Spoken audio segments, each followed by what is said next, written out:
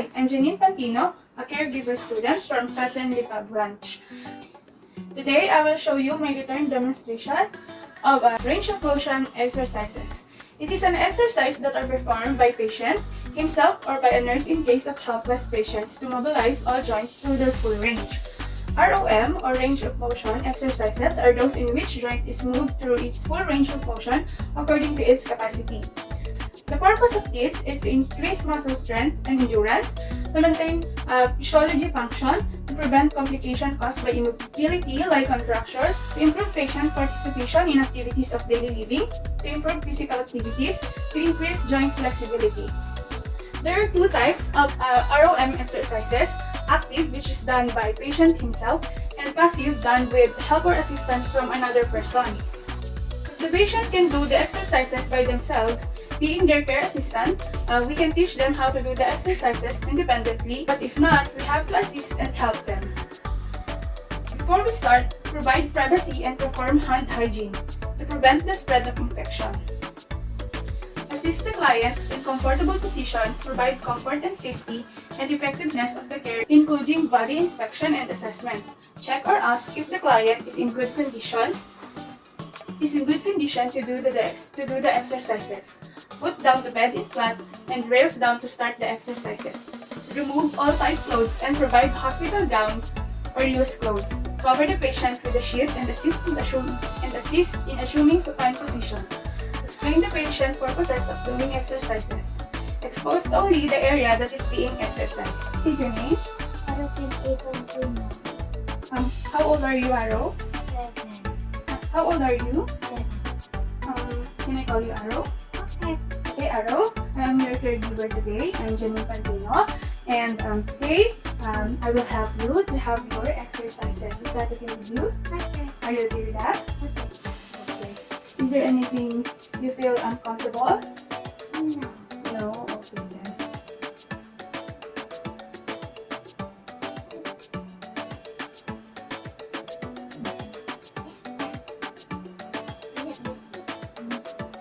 Okay, we're going to start with your upper arm.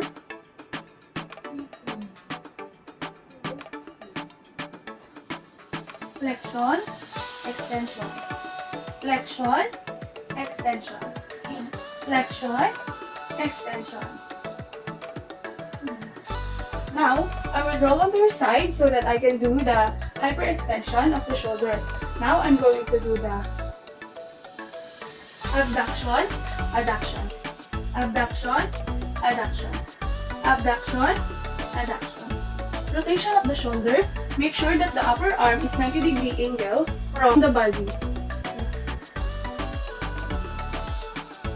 Outward rotation, inward rotation.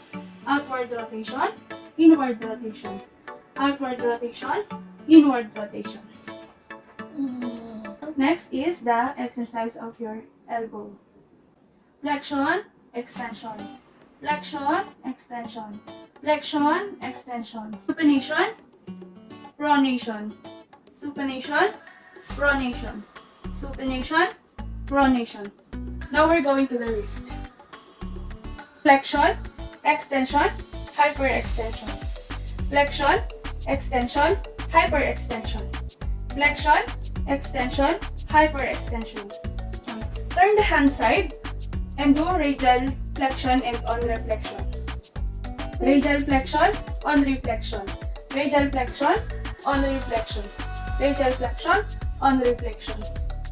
Radial flexion, on reflection. Radial flexion, on reflection. Radial flexion, on reflection. Now we're going to the thumb.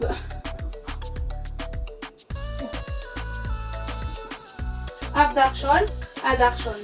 Abduction, adduction. Abduction, adduction. Flexion, extension. Flexion, extension. Flexion, extension. And we're going to do the opposition of the little finger.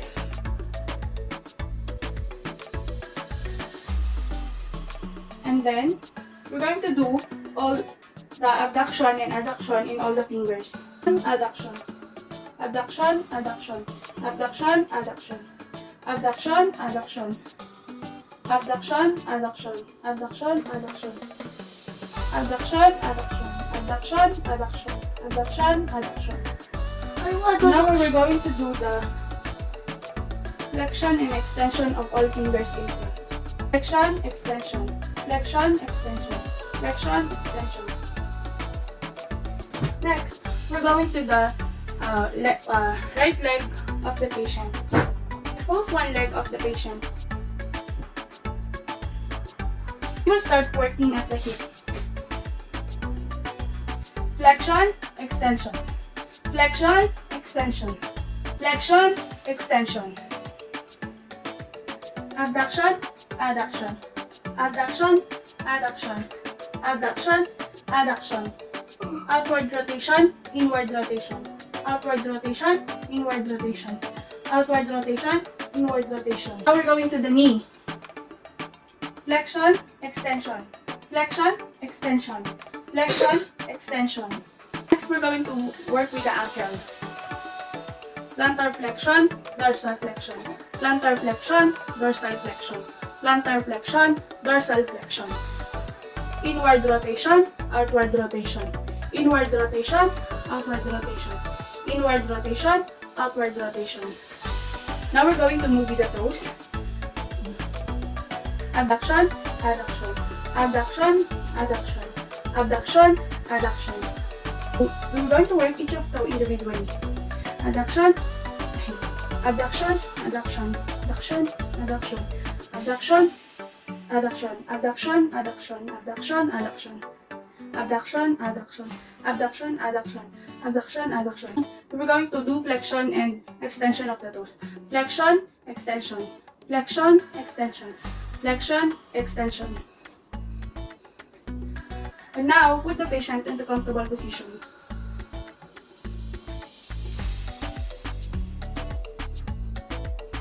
The position for comfort. Arrange the bed back in 30 degrees, sideways up if ordered. And now, we're going to do some exercises that an active client can do. First is with the head. Flexion, extension, hyperextension. Flexion, extension, hyperextension. Flexion, extension, hyperextension. Next is inferior rotation.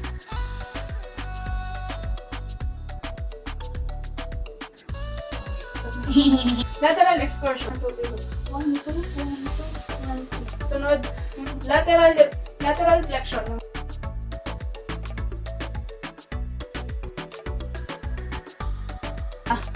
Exercise of the mouth, elevation. So, flexion, extension, hyperextension. Flexion, extension, hyperextension. Flexion, extension, hyperextension. Lateral flexion or rotation. Okay, so now wash hands and make patients comfortable and record the procedure. Special considerations: move each joint through its full ROM. Exercise 3 times and follow a regular pattern of movements. Provide passive ROM exercises 2 times a day. Support measures should be used to prevent muscle strain or injury during ROM exercises. Thank you.